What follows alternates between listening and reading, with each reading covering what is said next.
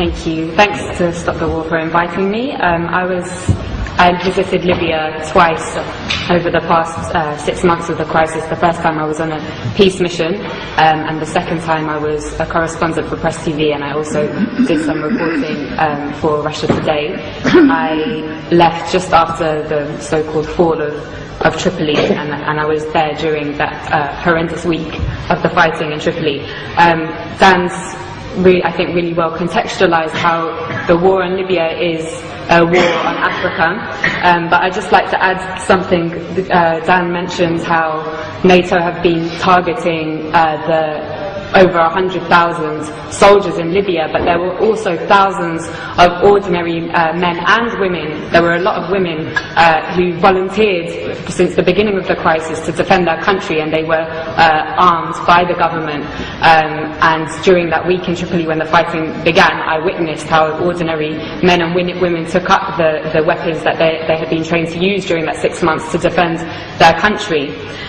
So I'm going to, as a journalist, I'm going to talk a little bit about the role of the media, and this has been an incredible media war. Dan alluded strongly to the criminalization of the Libyan government and Gaddafi. So the media said that thousands of people were about to be killed in Benghazi, but they never showed us any evidence. They said that 6,000 people had been killed by the government. Human rights organizations have confirmed that approximately 250 have died from both sides. They said that the Libyan government was attacking its own people from the air, and Russian intelligence satellites have since shown us that this was impossible. They said that the government was hiring mercenaries from elsewhere in Africa. They never showed us the evidence. Instead, we saw the videos of black Libyans and other black Africans being lynched in public squares by NATO's ground troops, the rebels, with scores of people filming on their mobile phones and Western special forces looking on. They said that Gaddafi was hated by his people, but they never showed us the 1.7 million people in a country of 6 million in Green Square on July the 1st. All the masses in Tarhuna, in Sabha, in Beni Walid, in Sirte, and across the country who demonstrated to pledge their allegiance to their leader and to the Jamahiriya. They never showed us the masses, as I said, of ordinary men and women who had accepted the government's offer of weapons to defend their families, neighborhoods, and country from people who wished to condemn them to enslavement, to imperialism. They said they were targeting Gaddafi's military forces. They ignored the 33 children, 32 women and 20 men who I saw buried in the small and traditional port town of Majer in Zlitan in early August. They said on August 20th or the 21st that Tripoli fell without resistance. But they didn't tell us that in 12 hours alone, 1,300 people were massacred in that city and 900 were injured.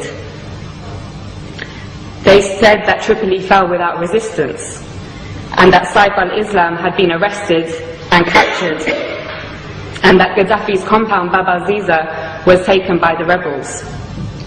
But despite that, Saif al-Islam himself showed up in the hotel where I was trapped and took a group of journalists outside to see with their very own eyes. They didn't show us the thousands of people filling Bab al-Ziza and the streets of Tripoli waving the green flag on the night of August the 22nd.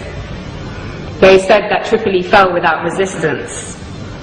But they didn't show us that in the 24 hours after those journalists from all the West's major networks had seen that site, that Bab al-Ziza alone was pounded 63 times with NATO bombs. They didn't show us how all the gatherings of the people to defend their capital from those who wished to send them back to the times of colonial puppet King Idris were attacked with missiles and Apache gunships. They didn't show us how the brave people of Abu Slim, the poorest area in Tripoli, and the staunchest area of support for Gaddafi, resisted for 5 days until on August 24th, NATO attacked anything that moved and piles of bodies lined the streets. They told us that the country was liberated.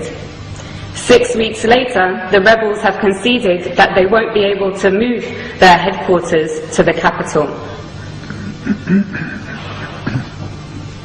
And that the rebels have confirmed, I think it was today, that they won't be able to take Bani Walid, and Sirte also remains strong. So, Gaddafi, mass murderer, hated by his people so much that they would beg NATO to bomb their own country, hated so much that the capital city fell without resistance. Or NATO, mass murderer, killing the Libyan masses because they would die for their leader, just like in Tripoli. I know which one we have mountains of evidence for. In fact, there is so much evidence that even the Conservative Party's own mouthpiece, The Telegraph, has been unable to hide from it. Amongst their numerous reports showing that the rebels lack the popular support that Gaddafi enjoys, one article published this week reported what I heard throughout my stay in Tripoli. A resident of Sirte, Susan Farjan, said, "We lived in democracy under Muammar Gaddafi. He was not a dictator. I lived in freedom. Libyan women had full human rights. It isn't that we need Muammar Gaddafi again, but we want to live just as we did before." In the same article, 80-year-old Mabruka says, "Life was good under Gaddafi. We were never afraid." Again, in the same article, another elderly lady says, "They are killing our children. Why are they doing this? For what? Life was good before." And yet another says, "Everyone loves Gaddafi, and we love him because we love Libya. Now the rebels have taken over, we might have to accept that. But Muammar will always be in our hearts." The spectacular U-turn of Al Jazeera, from being a somewhat critical voice of imperialism's wars of aggression in Iraq, Afghanistan and Palestine, to being an open facilitator of the same aggression against Libya, Syria and even now the progressive nations of Latin America, was perhaps the greatest propaganda trick I have seen in my lifetime.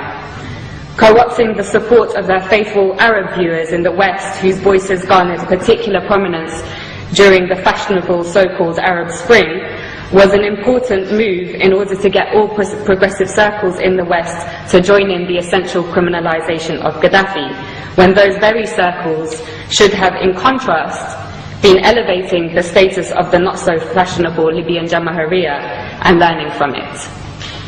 Now all cards are on the table.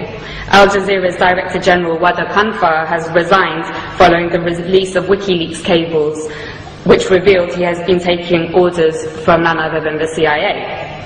He has been replaced by a member of the Qatari royal family, which has been heavily engaged in the war against its fellow Arab brothers and sisters in Libya. But despite the role of Al Jazeera being clear as day now, it continues to get away with the same tricks of tugging on the liberal heartstrings of westernized audiences with its stories about how people in sovereign states of the global south's greatest tragedy is their lack of Western democracy, never mind that it has failed in the West. But despite Al Jazeera's interest in championing this ideology is obviously straightforward. It hosts the United States' largest military base in the Middle East, CENTCOM, and they are, of course, close friends. Leaving the Rixos Hotel, where I had been trapped for 5 days, was the most surreal and probably the worst day of my life.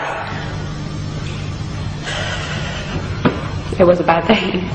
The safe, secure, welcoming city, full of life and warmth that I had driven through days previously had transformed.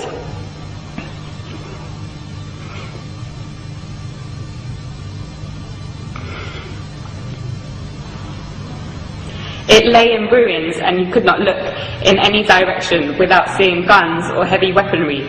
Many people had gone into hiding, been killed, and thousands of others had fled. And the people that I knew who remained, who had been the very people who had helped me to learn about the glorious recent history of Gaddafi's Libya, were inevitably traumatized and in a complete state of shock.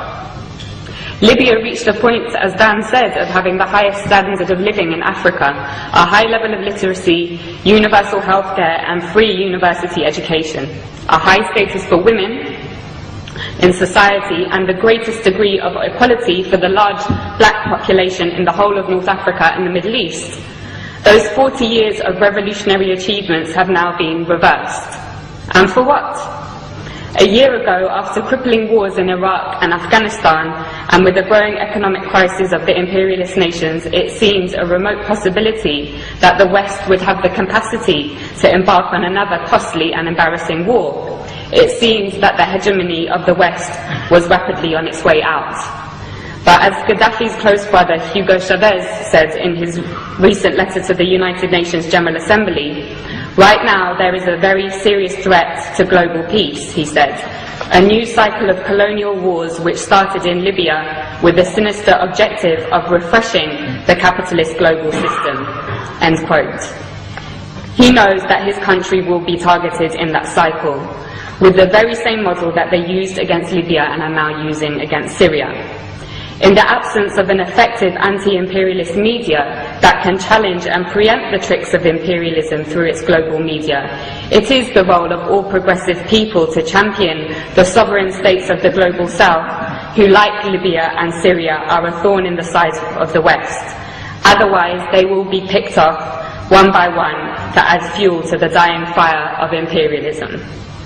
And on that note, I want to end with my wholehearted thanks to the heroic green Libyan resistance, which continues to amaze the world in their ability to stave off the world's most powerful military machine. As Gaddafi said, not only are they defending Libya, but also Syria, Iran, Algeria, the African continent, and the entire global south. Thank you.